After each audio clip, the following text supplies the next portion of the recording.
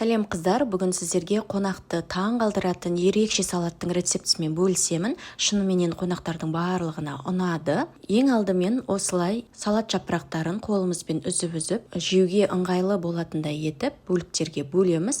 Қатты ірі болып кетпесін және қатты ұсақ болып кетпесін жапырақтарыңыз.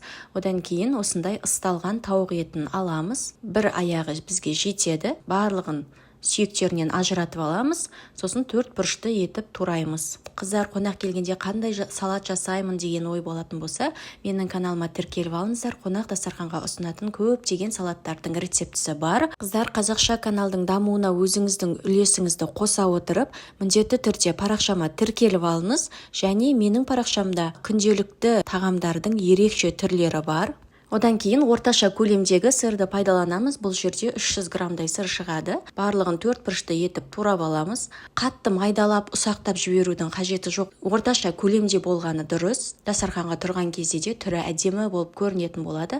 Ал қатты ұсақтап жіберсеңіздер, оның түрі әдемі болмай қалады. Сол үшін ірі етіп, орташа көлемде ғана турап шығыңыздар.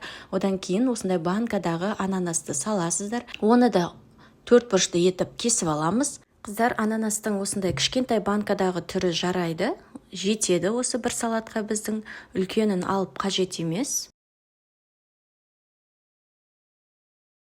Және қызыл пиязды қосамыз. Бір штук қызыл пияз қосамыз. Ең кішкентай қызыл пиязды пайдаланыңыздар. Егер пияздарыңыз үлкен болатын болса, жартысын ғана пайдаланып қосыңыздар. Қыздар, ақ пияз пайдаланып жүрмеңіздер, ол өте ащы болады ақ пияз.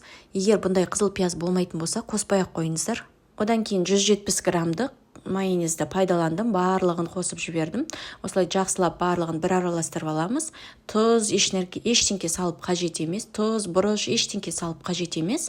Ең соңынан осындай бір тілім лимонның соғын құйып жіберсеңіздер болады.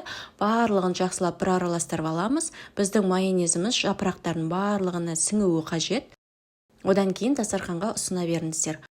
Шынымен де қонақтардың барлығына ұнады. Сіздер де жасап көріңіздер, өте ерекше салат. Ас болсын.